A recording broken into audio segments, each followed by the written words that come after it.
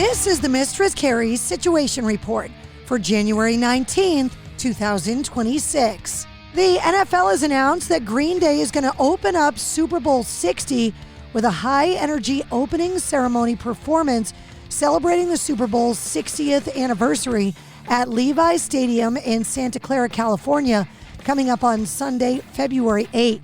The opening ceremony is set to air at 3 p.m. Pacific on NBC, Peacock, Universo, and Telemundo. Billie Joe Armstrong saying, "We are super hyped to open the Super Bowl 60 right in our backyard.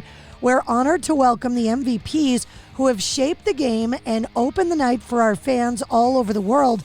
Let's have fun. Let's get loud." Dream Theater are starting up their Lost Not Forgotten archive series again with Live in Tokyo 2010, scheduled for release on March 13th. The show was drummer Mike Portnoy's last performance with the band before he rejoined in 2023. Last year, Mudvayne released their newest singles, Hurt People, and Sticks and Stones.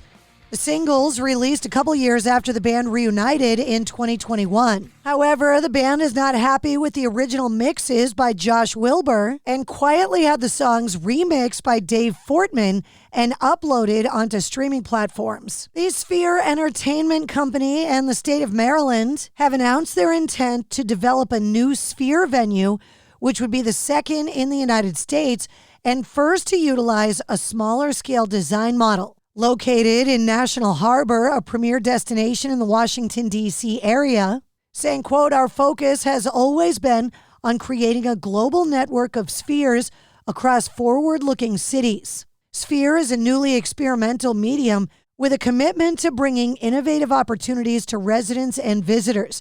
Governor Moore said they recognize the potential for a sphere at the National Harbor to elevate and enhance immersive experiences across the area. The original Sphere in Las Vegas recently ranked the #1 venue on both Billboard and Pollstar's 2025 top grossing venues worldwide list. According to Page Six, Poison has scrapped their previously proposed 2026 touring plans to commemorate the band's 40th anniversary after lead singer Bret Michaels allegedly demanded to earn $6 for every $1 each of his bandmates stood to make from the shows. Drummer Ricky Rocket said, "We had a great offer to tour this year, I thought, but we left the table. It didn't work," he said. "Really, it came down to what CeCe DeVille, Bobby Dahl, and I were all in, and I thought Brett was, but he wanted the lion's share of the money to the point where it makes it not possible to even do it. It's like $6 for every one of our dollars. We just can't work that way."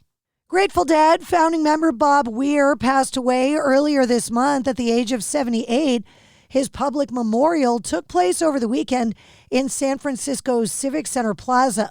Among the many musicians and former bandmates to appear was John Mayer, who played with Weir and his post-Grateful Dead project, Dead and Company.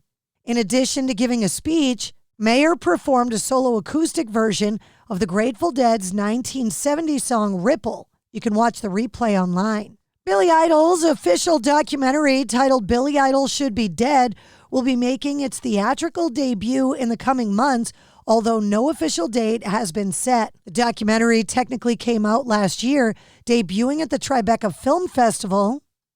Directed by three-time Grammy Award-winning director and writer Jonas Ackerland and produced by Live Nation Studios, Billy Idol Should Be Dead shows the journey from a bratty, smart-mouth punk rocker to the icon that he's known as today.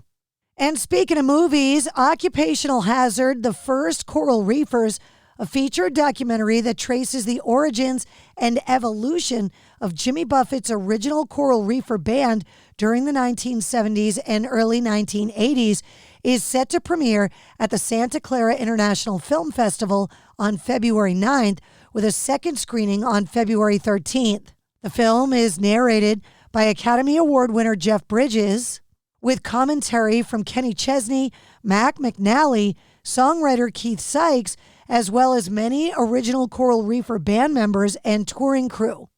And that's your sit rep. For more details on all of the stories, check the links in the show notes of this episode. And don't forget to like, follow, share, comment, and subscribe to the Mistress Carrie Podcast. New full-length episodes come out every Wednesday. Episode 293, featuring Barry Kirch from Shinedown, is available now. And check out this week's bonus episode featuring Gavin Rossdale from Bush.